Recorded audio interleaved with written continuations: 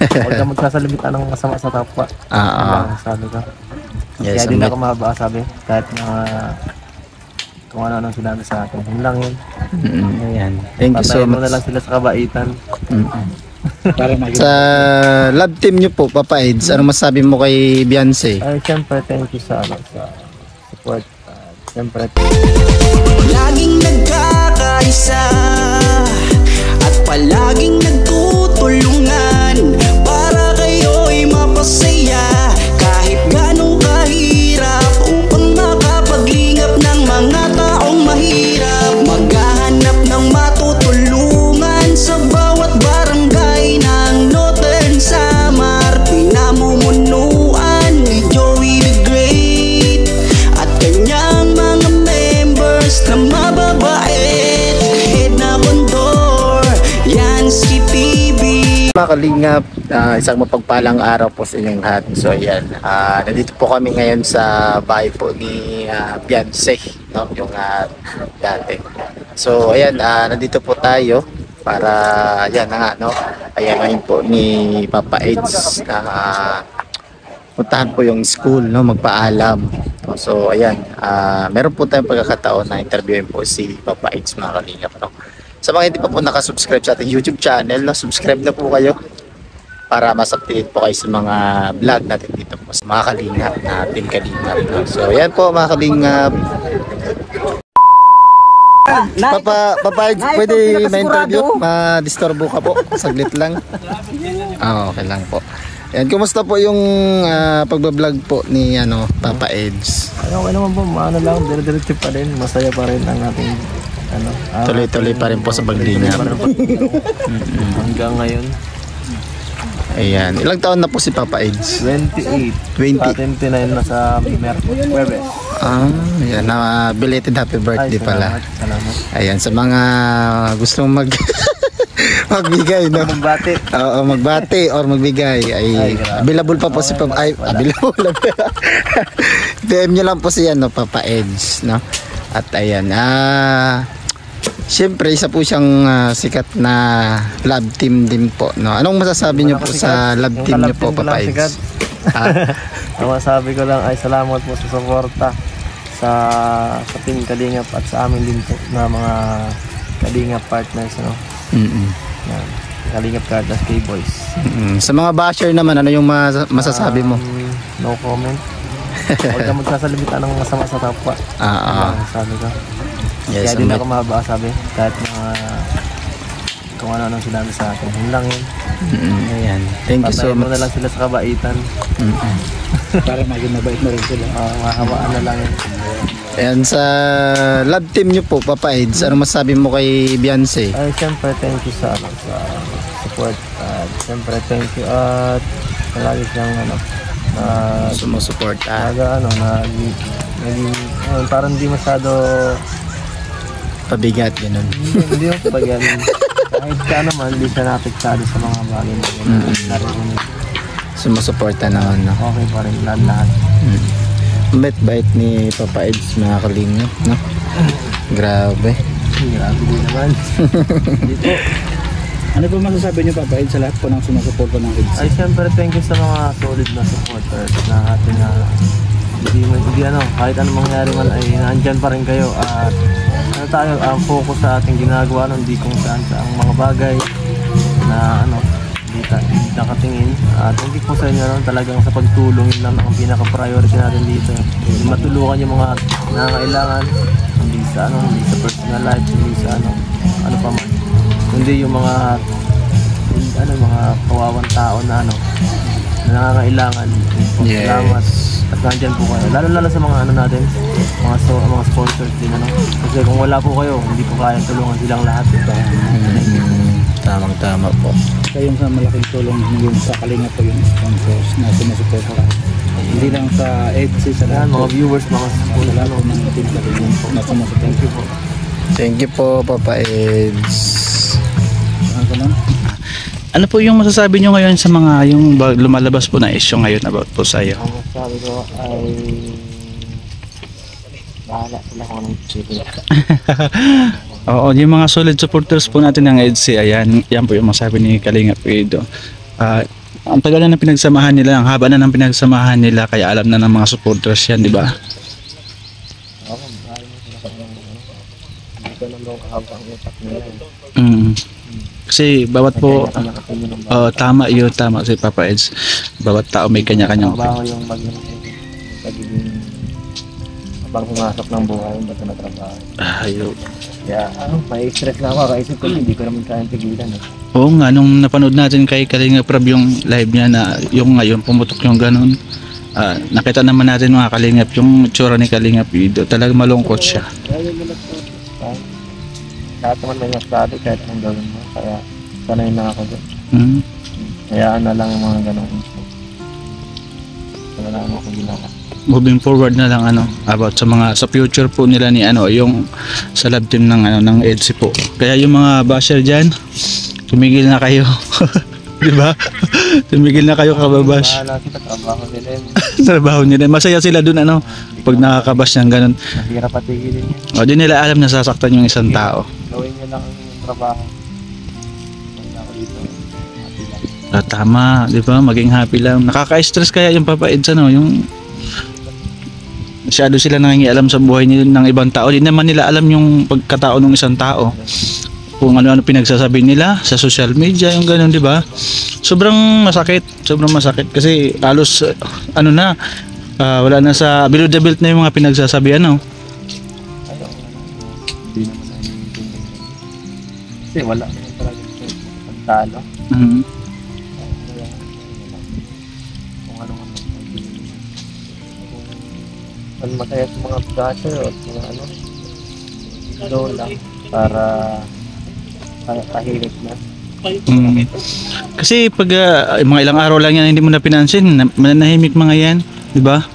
Kasi mas maganda yung hindi pinapatulan yung mga basher na yan. Oo. Pag hindi mo sila pinatulan, wala na yan. Oo, mapapagod, hindi na mambabash. Kasi pag lalo mo lang silang pinansin, lalo mo lang silang papatulan, matatapang ng mga basher ngayon, di ba? Ang tatapang, di ba? Patapos si Papa Ed. Ang tatapang ng mga basher ngayon. Sila pa yung galit na galit. Ang comment, grabe. Ba? Di nila alam, nakakasakit sila ng isang tao. Kulang lang Ayun. Ayun naman yung ba na to, Papa Ed. So, kulang lang sa pagmamahal. Yung mga basher dyan, kulang lang kayo sa pagmamahal. Sabi ni Papa Ed. Andito si Berador, mapagmahal. Ayun, di ba? Gayahin nyo si Boss Berador. Mapagmahal. Kailangan nyo ng kachat, si Berador po, saka si Mr. J. Ang dami mo nang pinagtuturo. Marami na siya pinagtuturo. Kasi sa akin, wala kayong makuha sa aking sagot. Ay, kasi... Napansin at busy ako sa lahat, sa trabaho, sa ginevlog, Oo. kay Bianca, sa lahat, pamilya. Yan. Pag nakipag kayo, wala na ako may bibigyan na responde minsan. Sobrang pagod. Hira nga lang makapaglabas na issue pa. Kaya nga grabe pa naman napanood natin kay Kalinga Prab yung live niya. Grabe ang mga comment dun. Kaya yung mga basher, maawa naman kayo. Huwag naman kayo ganyan-ganyan. Alamin nyo muna yung totoo. Bago nyo sabihin yung mga pinagsabi nyo ganyan, dapat tama at hindi kayo nakakasakit ng tao. Isipin nyo, si Papa Eds, nakita nyo naman nung nag-live si Kalinga Prab. Details lahat yun. Tama, di ba? Napaka-judgmental nyo. Hindi nga sila dinudge ng wala nga. Tapos sila ang bilis. Tama. Di nyo lang alamin yung mga basher, alamin nyo. Sa ang ang Diyos nga, di kayo dinudge hanggat hindi pa katapos ang buhay nyo. Tapos kayo, Tama, oo. ganun pa. Huwag kayo mag-judge. Ibig sabihin, lalo kang parang ang pangit, minsan mali-mali ang lang. Dahil sa emosyon mo, marami kang maling nagagawa. Tama, oo. Ka napapangunahan ka ng emosyon. Oo, kasi yung yan, yung pangbabas niyan lang ganyan, nadadala sila sa galit, inggit, yan, mga ganyan, di ba, Papa Eds? Pangit yun. Kaya nga tayo nag-subscribe para hindi tayo maging ganun. Oo, di ba? Kaya yung mga basa dyan, alamin nyo muna pag-ugali ni Papa Eds kung gaano siya kabait. Marami siyang natutulungan, marami siyang beneficiary. Saka kahit ganun talaga, kahit marami ka talagang ginawang tama, sisilipin lang ng tao ang mali. Oo, tama. Ka lang sa isang mali gagawin talaga. Oo, kala mo napakasama mo na, no? Oo, yes. Kala mo, kala mo nakapatay ka na. Oo, ginagawa ka na nilang kriminal, halos ganyan lang ginawa mo. Kung makapagsalita sila sa social media, kala mo kilala nila yung tao. Hindi naman sila inaano ko dito, piniplis. Mm. Sa akin lang yung mga tinutulungan ko yung mga halaga sa akin. Oo. So, Sa mga basher, tingnan nyo yung mga natutulungan po ng Kalingap ni Papa Eds, ni Kuya Kalingap Rab. Tingnan nyo po muna bago kayo magsalita ng kung ano-ano.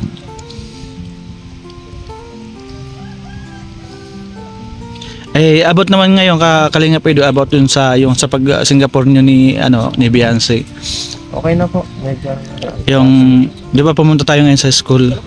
Ano na po yung balita doon na napakiusapan na namin yung business principal doon. Oo. Umayag naman na siya na sumama. Sumama. Kasi, ayan, itong ganitong opportunity talaga makasama ka lang sa sa ganito kalaking oh, kasi bihira lang to, no? Kalingap. Makasama ka lang talaga, makasabit ka lang sa ganitong grupo. Napaka-privilege talaga, Sobra, oo. Ako Lalo yan. na si Beyonce, isa sa pinaka sikat sa ating grupo dito, sa Kalingap. Eh marami sa kanya humahanga, maraming At pangit, parang hindi, mas maganda kung i-take niya yung opportunity ng ganito kasi Oo. hindi lahat ng tao na pagbibigyan. Napagbibigyan ng ganito, Oo, nakakapasok siya sa school. Oo, kailangan din yun, pero minsan kailangan natin isipin at timbangin yung mga bagay na pumapasok sa buhay natin, kung ano talaga yung mas nakakatulong sa atin at this moment. Saka kung ito ba itong oportunidad na to, sobrang ganda mo nito, napalalampasin ko. Oo. Kasi pag nawala yung isang oportunidad na minsan pagtanda mo, Iniisipin mo yun, Oo, isipin mo yun. Sana ginawa. Ako na lang to. Oo, tama. O, sana. Intindihan na lang natin. Mm. Mag-i-imagine na lang tayo na sana pala ganito na lang. Paano kaya kung ko to, itinake ko tong chance na to. Oo, kasi bihira nga lang dumating sa Kasi buhay natin. Ramdam ko yan dati nagtatrabaho ako na wala talaga akong makuha ng trabaho ng maganda. Sa akin kahit mabigyan lang ako ng tamang trabaho, gagalingan ko talaga. Galing. Kaya nung simula nakapasok ko sa Kalingap, Kalarab, sabi ko, sige dito aayusin ko na lang sa trabaho ko dito. Ayan. Tapos yun nga, nung nagbunga, nung nakikita ko, ay, ang ganda pala. Mas pinagbuti ko pa. Tapos yun, hanggang sa lumaki na, nakasama na ako sa grupo, nakilala na rin, ay di mas naging mas maganda. Kasi dati, hindi pa yun ang gusto kong hindi pa final yung aking yung unang taon sa Kalingap, hindi pa ito final sa isip ko na dito talaga ako. Pero nung yung mga sunod na mga taon, sabi ko, ay, dito na talaga. Kasi naman Kalingap Edo, nakita ng mga tao kung gaano kakabuting tao at kabait, di ba? Nakikita nila yun.